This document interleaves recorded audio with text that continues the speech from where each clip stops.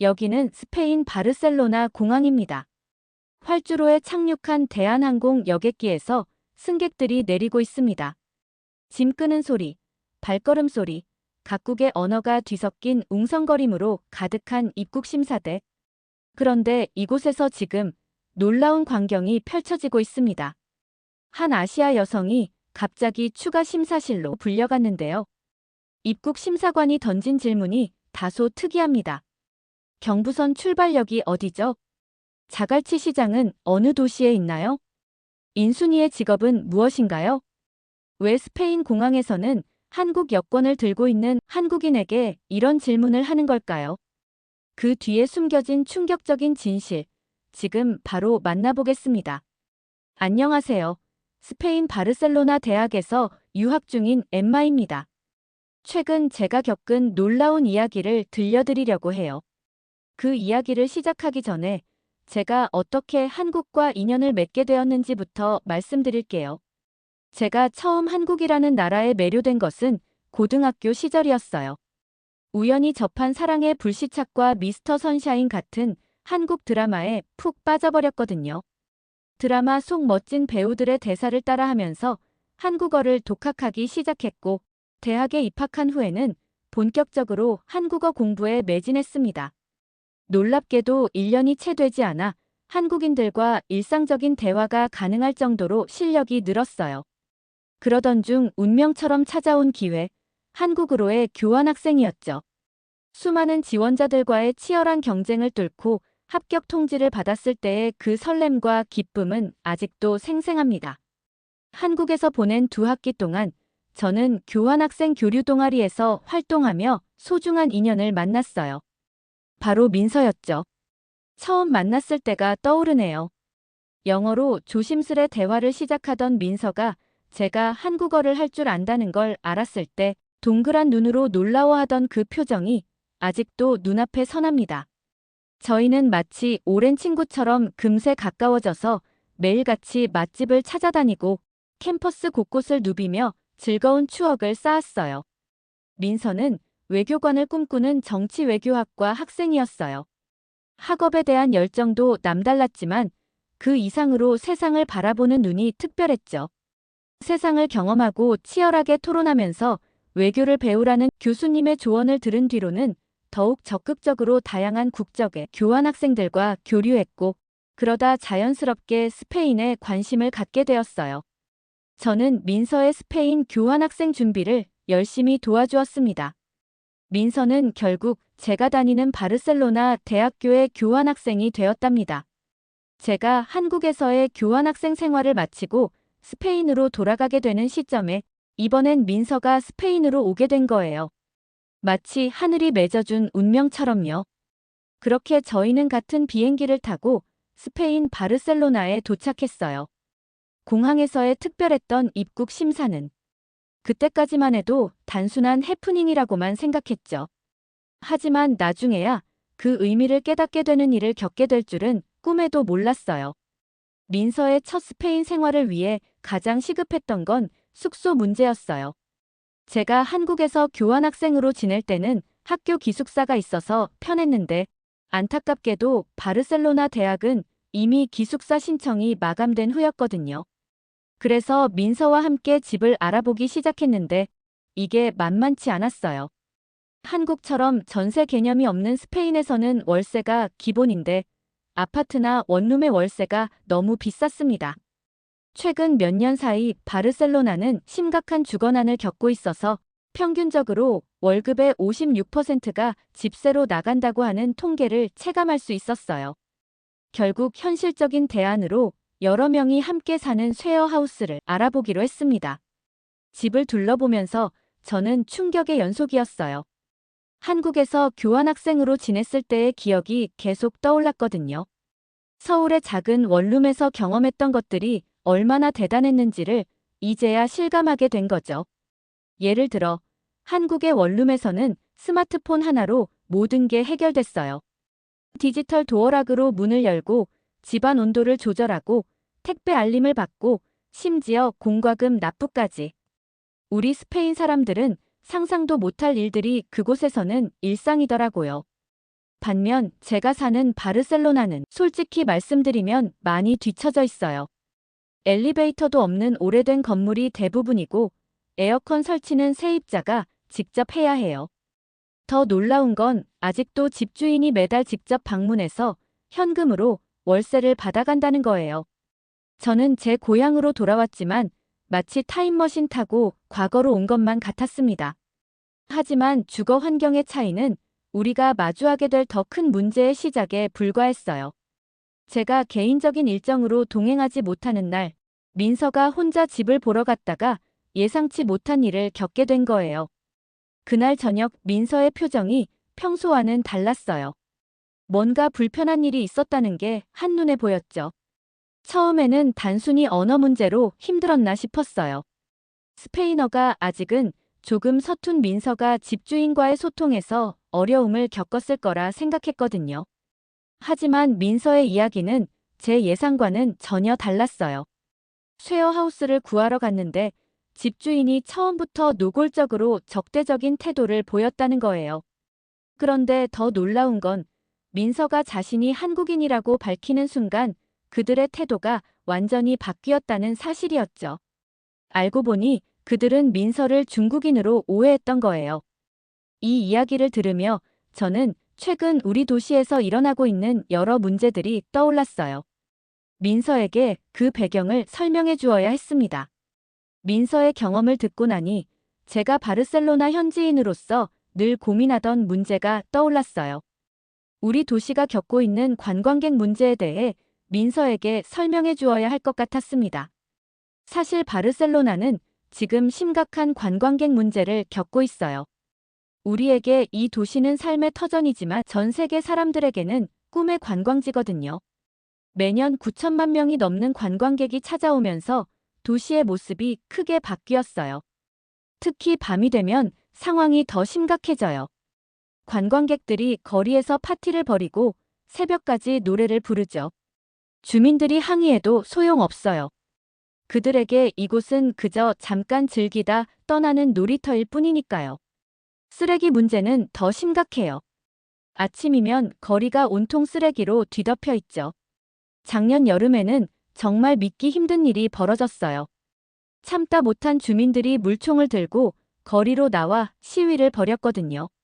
너희 나라로 돌아가라며 항의했는데 웃지 못할 일이 벌어졌어요. 관광객들이 이걸 스페인의 특별한 물축제로 착각하고 즐기기 시작한 거예요. 주민들의 절박한 외침이 또 하나의 관광 상품이 되어버린 거죠. 하지만 스페인이 모든 관광객을 싫어하는 건 아니에요. 오히려 일부 관광객들은 우리 도시의 활력소가 되어주죠. 특히 한국 관광객들의 평판은 정말 좋아요. 제가 경험한 재미있는 일화가 있는데 택시 기사님들 사이에서는 아시아 관광객들을 구별하는 나름의 방법이 있다고 해요. 얼마 전 민서와 함께 택시를 탔을 때였어요. 기사님이 우리를 보자마자 한국 분들이시죠? 라고 물으시더라고요. 어떻게 아셨냐고 물었더니 이렇게 설명해 주셨어요. 중국 손님들은 택시가 와도 건물 안에서 안 나와서 한참을 기다려야 하고 일본 손님들은 불안한 듯 계속 주변을 두리번거리시는데 한국 손님들은 달라요. 택시만 보이면 적극적으로 손을 흔들면서 마중 나오시거든요. 이런 긍정적인 이미지 덕분에 한국인들은 환영받는 손님이 되었지만 반대로 중국인들에 대한 인식은 계속 나빠지고 있었어요. 특히 얼마 전 마드리드에서 있었던 사건은 큰 논란이 되었죠. 한 유명 식당에 개와 중국인 출입 금지라는 충격적인 안내문이 걸린 거예요. 이 사진이 SNS에 올라가자 순식간에 전 세계로 퍼졌고 중국의 1,000만 팔로워를 가진 유명 여행 블로거가 이 소식을 전하면서 엄청난 파장이 일어났습니다. 전 세계 네티즌들 사이에서 격렬한 논쟁이 벌어졌죠. 사람들 반응이 완전 갈렸습니다. 이건 명백한 인종차별이라는 의견과 중국인들 관광 매너가 진짜 문제라며 사장님이 오죽했으면 그랬겠냐는 양측의 의견이 팽팽히 맞섰죠. 결국 식당 사장님이 직접 해명에 나섰는데 그동안 겪었던 일들이 정말 심각했더라고요. 식당 안에서 우통을 벗고 담배를 피우고 가져온 술을 마시며 바닥에 침을 뱉는 일은 기본이었대요. 뷔페 음식을 몰래 가방에 담아가는 것도 모자라 급기야 화장실 줄이 길다고 테라스 잔디에서 용변을 보는 일까지 있었다고 해요. 거기다 우리 바르셀로나는 부동산 문제도 심각해요.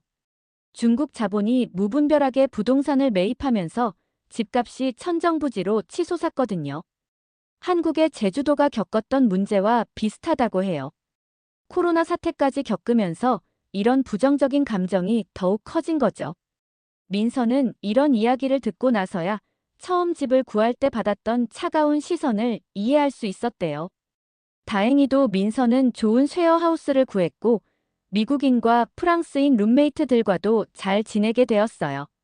민서의 밝은 성격 덕분에 금세 스페인 생활에 적응했고 저는 그런 민서와 함께 여러 문화 교류 활동에 참여하게 되었답니다. 문화 교류는 늘 새로운 발견의 연속이었어요. 특히 국제음식 교류 파티에서 있었던 일은 잊을 수가 없네요. 제가 민서에게 배운 삼겹살 김치 김밥이 파티의 주인공이 된 거예요. 한국에서 교환학생으로 있을 때 처음 이 조합을 맛보고 충격을 받았거든요.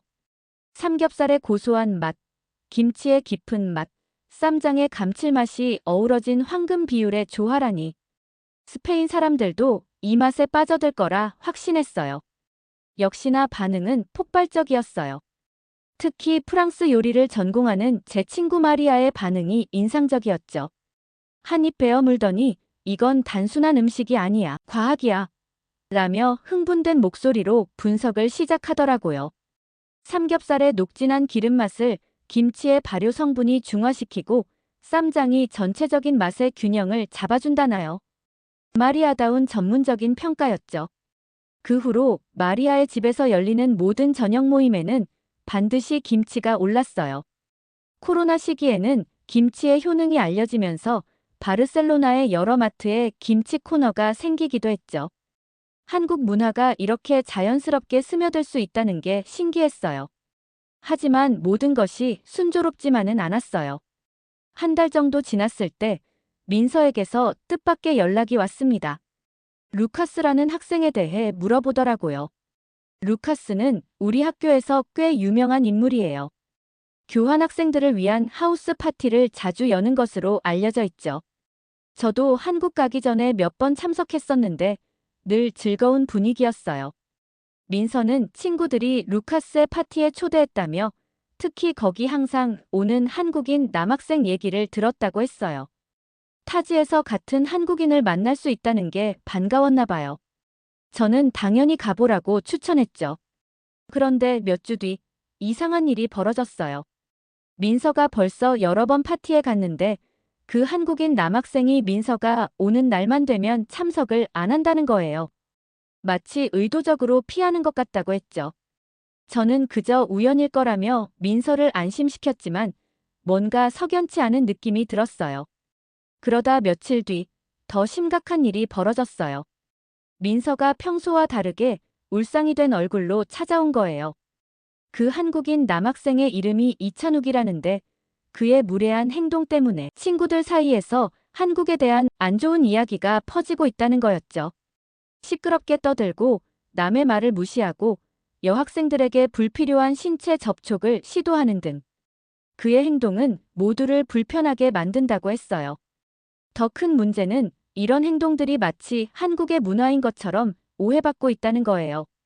한국 사람들은 다 저렇게 침 뱉고 다니냐, 술 마시면 꼭 저렇게 난동 부리냐와 같은 편견 어린 말들이 오갔대요. 급기야 찬욱이 술에 취해 거리에서 용변을 보는 모습까지 목격됐다는 소문이 돌면서 한국이 지저분한 나라라는 편견까지 생기게 된 거죠. 민서는 한 번도 만난 적 없는 사람 때문에 같은 한국인이라는 이유만으로 이런 시선을 받는 게 너무 억울하다고 했어요. 저는 그런 친구들과 거리를 두라고 조언했지만 민서의 생각은 달랐어요. 그냥 넘어갈 수 없어. 내 꿈이 외교관인데 이런 작은 문제도 해결하지 못하면서 어떻게 나라를 대표하겠어? 민서의 눈빛이 달라졌어요.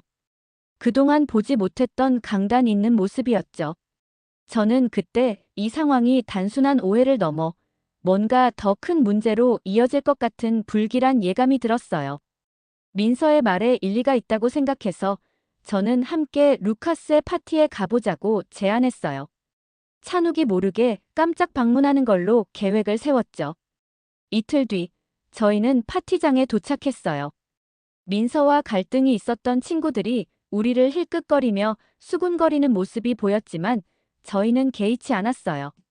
그러다 마침내 찬욱으로 보이는 사람을 발견했는데 그때였어요. 민서의 표정이 묘하게 변하더라고요. 민서가 조심스럽게 귓속말을 했어요. 엠마, 저 사람 뭔가 이상해. 외모가 한국인 같지 않아. 제가 의아해하자 민서가 부연 설명을 했죠. 너희가 서양인들을 구분할 수 있는 것처럼 아시아인들도 서로를 구분할 수 있어. 물론 100% 확신할 순 없지만 저도 이해가 됐어요. 우리 스페인 사람들도 프랑스인이나 이탈리아인을 구분하는 것과 같은 거겠다 싶었어요. 민서는 조심스럽게 덧붙였습니다. 신뢰가 될 수 있지만 전형적인 중국인의 외모야. 지켜보는 동안 찬욱의 행동은 점점 더 도를 넘어섰어요. 술에 취해 큰 소리로 떠들고 지나가는 여학생들의 어깨를 함부로 건드리는 모습에 보다 못한 민서가 결국 행동에 나섰어요. 그런데 놀라운 일이 벌어졌죠. 찬욱이 민서를 보자마자 얼굴색이 창백해지면서 그 자리에 굳어버린 거예요. 민서는 또렷한 목소리로 한국어로 말을 걸었고 순간 주변이 조용해졌어요. 찬욱의 더듬거리는 대답에서 중국어 특유의 억양이 그대로 묻어났죠.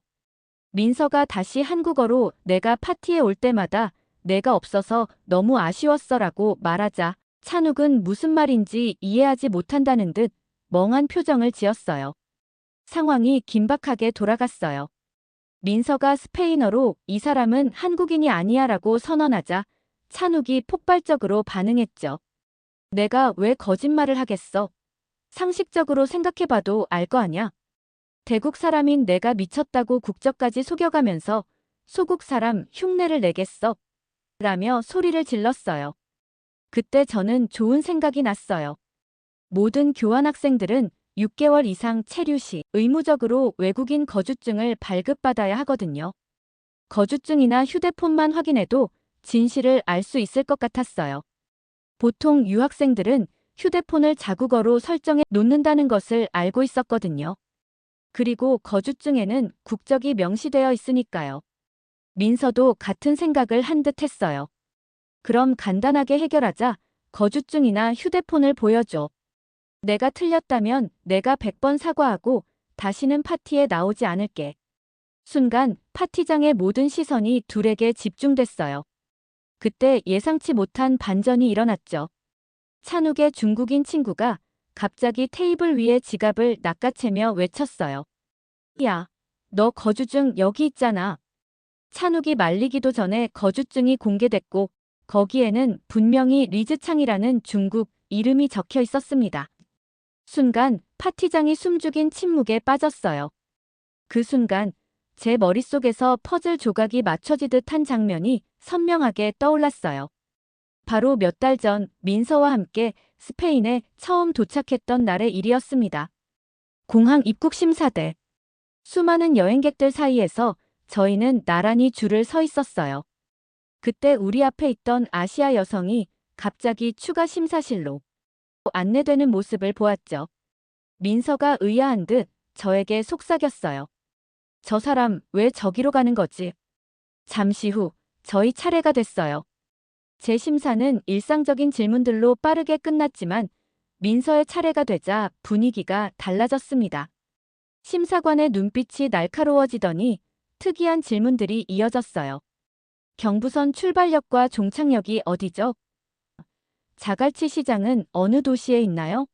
그 같은 질문들을 던지더니 급기야 다음 중 가수가 아닌 사람은 누구인가요? 인순이의 직업은 무엇인가요? 와 같은 황당한 질문까지 이어졌습니다. 당시 저는 이해할 수 없었어요. 왜 입국 심사에서 이런 질문들을 하는 걸까? 하지만 민서는 오히려 재미있어 하는 듯 보였어요. 모든 질문에 막힘없이 대답했고 심사관도 만족스러운 듯 도장을 찍어주었죠.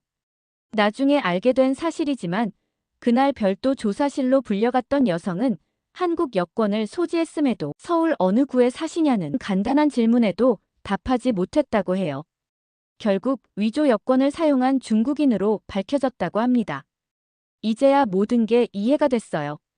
리즈창 같은 사례가 늘어나면서 스페인 공항은 한국어 테스트라는 특별한 심사 절차를 만든 거였어요. K-드라마나 K-팝을 아무리 열심히 공부해도 대답할 수 없는, 오직 한국에서 자란 사람만이 알 수 있는 질문들로 진짜 한국인을 가려내는 거죠. 한국 여권이 이제 세계에서 가장 영향력 있는 파워 여권 중 하나가 된 거예요. 190개가 넘는 나라를 비자 없이 방문할 수 있는 특권. 특히 스페인에서는 한국인에 대한 신뢰도가 매우 높아서 일부 중국인들이 이런 위험한 시도를 하는 것이었죠. 리즈창 사건은 캠퍼스를 뒤흔들었어요. 더구나 그가 바르셀로나 대학의 학생도 교환학생도 아니었다는 충격적인 사실이 밝혀졌죠. 한 여학생의 용기 있는 제보로 시작된 조사 결과 그의 진짜 정체가 드러났어요. 대학생들을 상대로 마약을 유통하는 판매상. 학생들에게 자연스럽게 접근하기 위해 한국 교환학생으로 위장한 것이었습니다. 그의 정체가 밝혀진 후 캠퍼스의 모든 파티에서는 참석자 신원 확인이 한층 강화됐어요. 리즈창은 도주했다는 소문도 있고 체포되어 중국으로 강제 송환됐다는 이야기도 있었죠. 이 사건은 제게 많은 생각을 하게 했어요.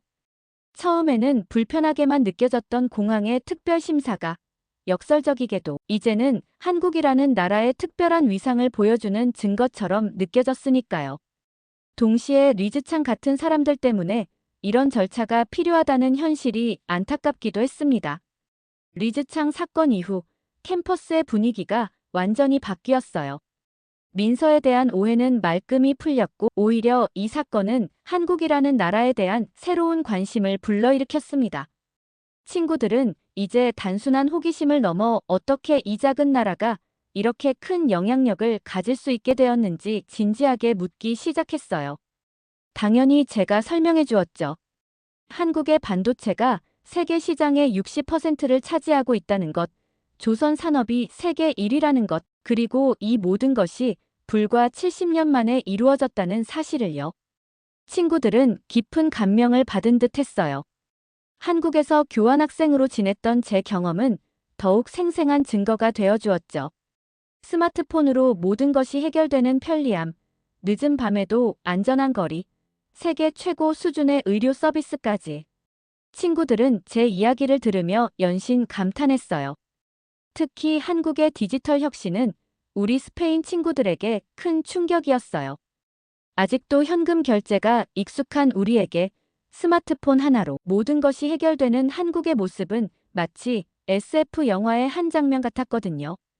하지만 가장 인상적인 건 이 모든 발전이 전쟁의 폐허 속에서 이루어졌다는 점이었어요. 1950년대만 해도 세계 최빈국 중 하나였던 나라가 이제는 중국인들이 자신의 국적을 숨기면서까지 한국인 행세를 하려 든다는 사실이 역설적이게도 한국이 이룩한 성취가 얼마나 대단한 것인지를 보여주는 것 아닐까요? 많은 사람들이 한강의 기적이라고 부르지만 저는 그렇게 생각하지 않아요. 기적이란 단어는 우연히 일어난 행운 같은 뉘앙스가 있잖아요. 하지만 한국의 성공은 결코 우연이 아니라고 생각합니다. 그것은 한국인들의 치열한 노력과 헌신, 그리고 더 나은 미래를 향한 흔들림 없는 의지가 만들어낸 필연적인 결과인 거죠. 이제 민서는 한국으로 돌아가 외무고시 준비를 시작한다고 해요. 아마 당분간은 연락이 뜸해질 것 같아 아쉽지만 저는 그녀가 분명 훌륭한 외교관이 될 거라 믿어요. 언젠가 스페인 주재 한국 대사관에서 그녀를 다시 만날 수 있길 기대합니다. 저는 앞으로도 여기 스페인에서 한국의 진정한 가치를 전하는 작은 홍보대사로 살아갈 거예요. 드라마와 K-팝을 넘어 한국이라는 나라가 가진 진정한 매력을 알리고 싶어요. 우연히 시작된 한국과의 인연이 이제는 제 삶의 가장 큰 자부심이 되었으니까요. 한국이 이뤄낸 성공은 우리 스페인에게도 큰 희망이 됩니다. 우리도 할 수 있다는 우리도 변화할 수 있다는 용기를 주니까요. 어쩌면 그래서 더 많은 사람들이 한국에 매료되는 것인지도 모르겠어요. 오늘 사연 어떻게 들으셨나요? 긴 영상 시청해주셔서 감사드립니다. 댓글로 많은 의견과 응원 부탁드려요.